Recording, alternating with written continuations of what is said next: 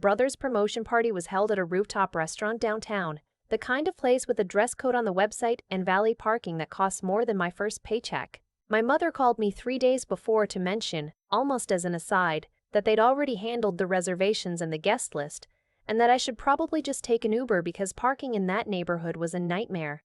I said okay. I said that was fine. What I didn't say was that I'd already bought a new dress. Navy blue, structured at the shoulders, the kind of thing you wear when you want to look like you belong somewhere. I'd been planning to offer my brother a ride, actually. I'd sent him a text 2 weeks earlier asking if we should coordinate. He'd responded with a thumbs up emoji and then nothing else. My brother's name is, well, in this story, it doesn't matter what his name is. What matters is that he was promoted to regional director at 31, and my parents had decided this was the kind of thing worth celebrating in front of 60 people, most of whom I had never met. I am 34. I have a master's degree in occupational therapy, and I run a small practice out of a shared clinic space on the east side of the city. I work mostly with children who have sensory processing challenges. I teach a 6-year-old boy named Marcus how to hold a pencil without his whole hand shaking. I helped a little girl named Delia eat her first full meal at school without having a meltdown in the cafeteria. These are not things that fit neatly on a banner or show up in a LinkedIn post.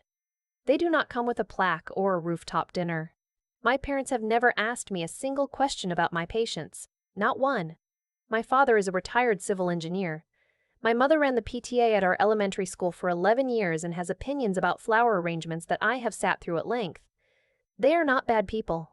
I want to say that clearly because it matters to me that I'm being accurate here. They are people who love in the vocabulary they were given, and their vocabulary was built around achievement you could point to. A title, a company name, a number with a comma in it. I had none of those things as far as they were concerned.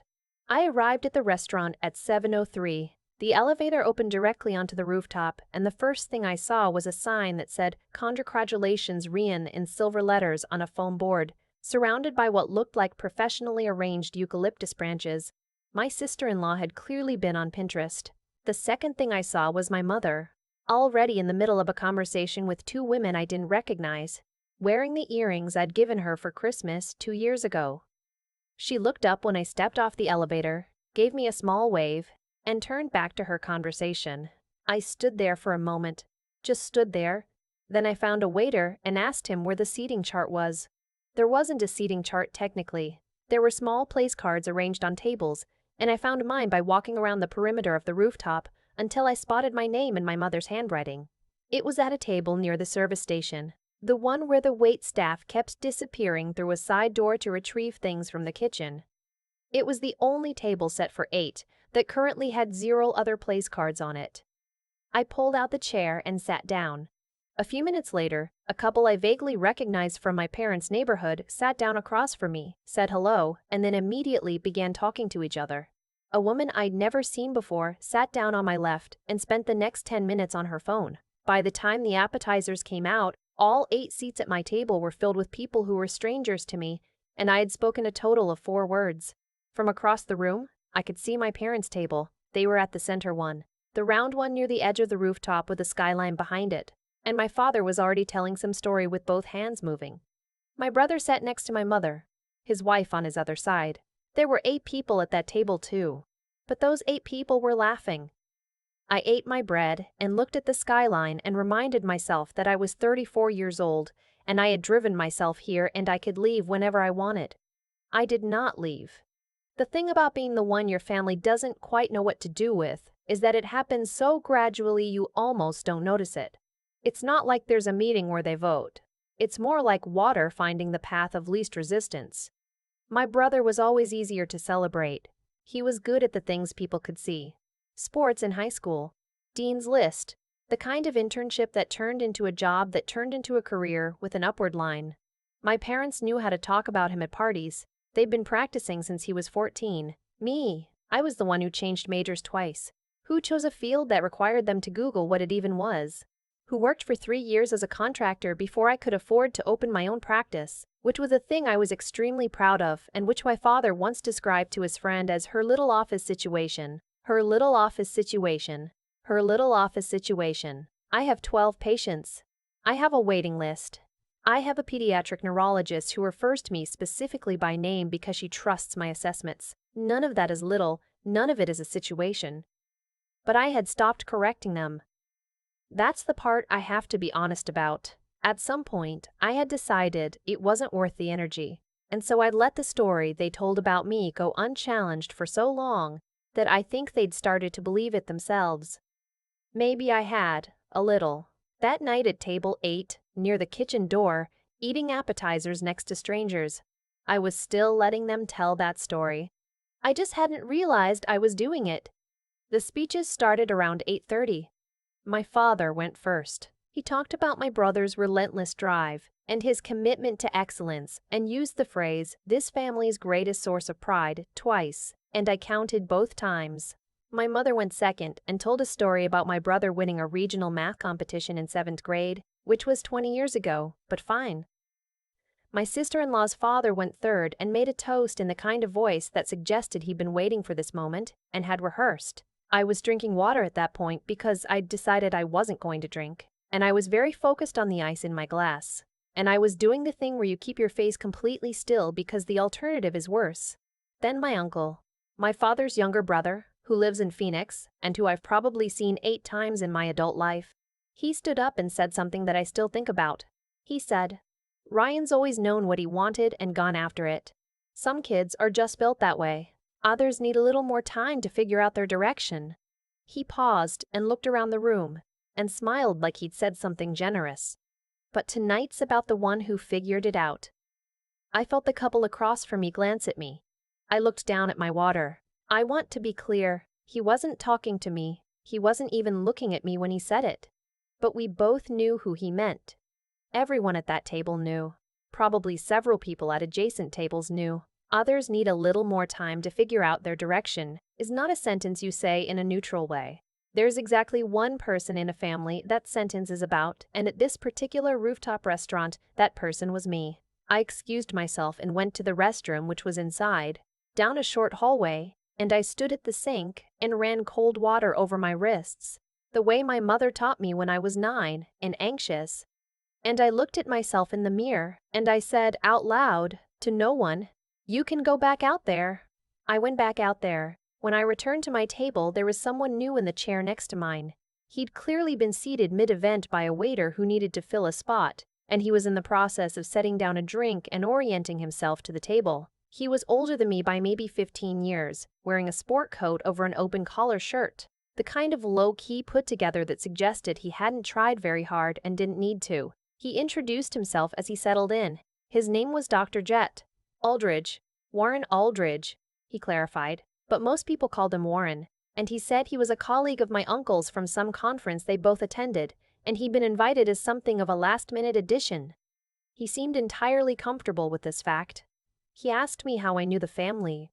I said, "I'm Ryan's sister." He said, "Oh great, which one is Ryan?" I pointed to my brother at the center table, and Warren looked over with the expression of someone genuinely trying to place the face, and then he said, "So you're... sorry, where are you sitting in the family? Older? Younger?" "Older," I said, "by 3 years." "And what do you do?" he asked. It was a standard party question, the kind people ask to fill the silence, and I almost gave my standard party answer, which was a short version that left out most of the important parts. Instead, for some reason, I still don't entirely understand, I told him the truth. I told him about the practice, about pediatric OT, about sensory processing, and what it actually means for a child to exist in a world that wasn't built for how their nervous system works. I told him about the pencil grip and the cafeteria and the waiting list and the referral network I'd built over 4 years of showing up and doing the work. I talked for maybe 3 minutes, which is the longest I've talked about my job at a social event in years. Warren listened the way people listen when they are actually interested, not just waiting for their turn to speak. When I finished, he said, "I have a friend whose daughter went through OT at around age 8. Changed everything for that kid. For the whole family, actually." "It does that," I said. "When it works, it really does that." "You said you run the practice yourself?" "For 4 years now." He nodded slowly. "That's not easy.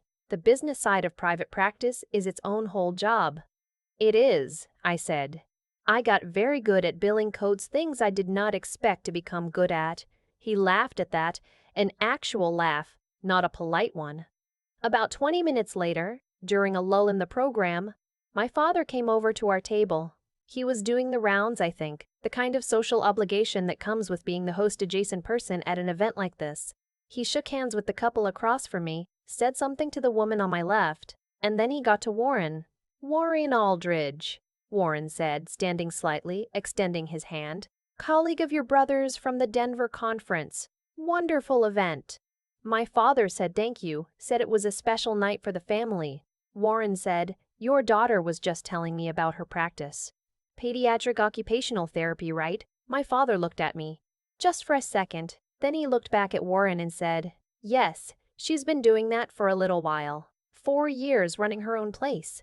Warren said, "That's significant." I was telling her, I know families who've had their kids' lives turned around by good OT work.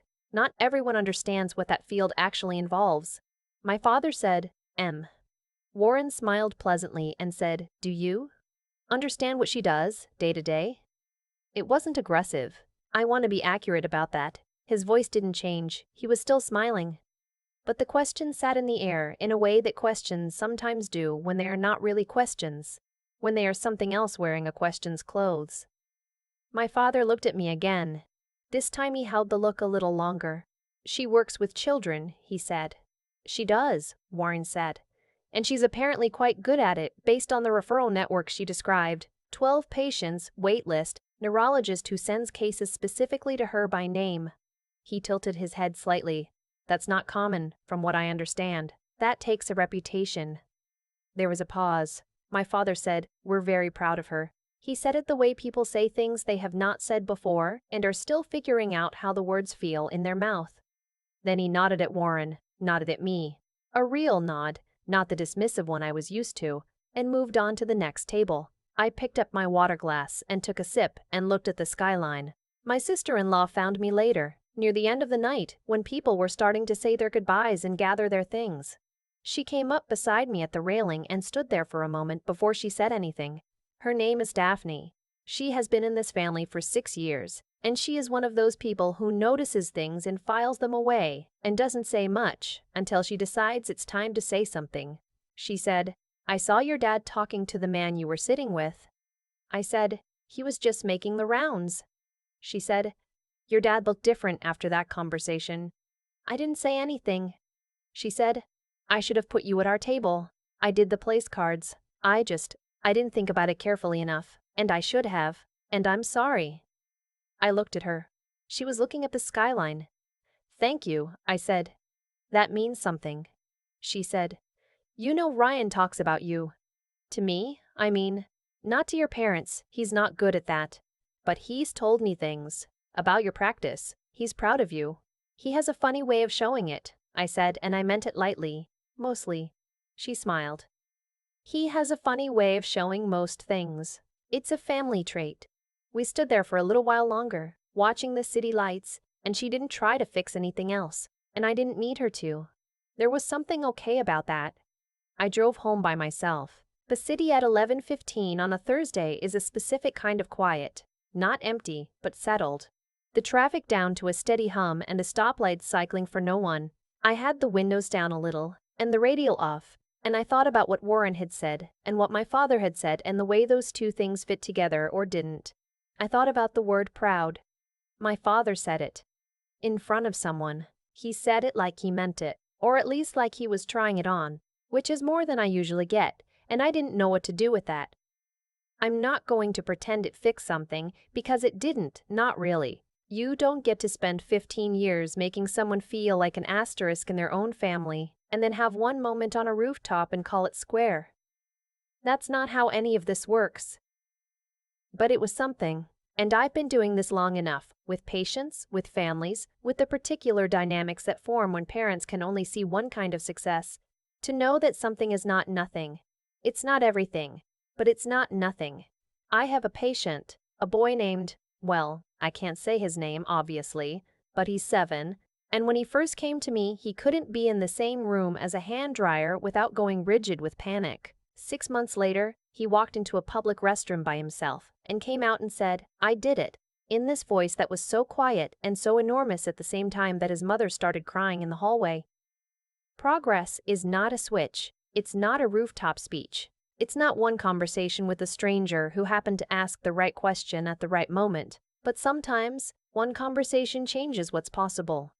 Sometimes, someone names the thing out loud that's been sitting unnamed for years, and something shifts. Not fixed. Shifted. I got home and changed out of my navy dress and hung it on the back of the closet door. I made a cup of tea. I didn't finish. I sat at my kitchen table for a while with my phone face down and the lamp on and the kind of quiet that doesn't feel empty. And I thought, I am 34. I built something real. I know that, even when the people who were supposed to teach me how to know it never quite got around to it. I thought, I do not need them to see it for it to be true. I thought, but it was nice tonight that someone said it out loud. I left the rest of it on the rooftop. I did not carry it home. I have gotten better at that, at deciding what comes through the door with me and what stays behind. It's one of the harder things I've learned. And I learned it the same way I learn most things. Slowly, and mostly on my own, and later than I probably should have. But I learned it, and that counts.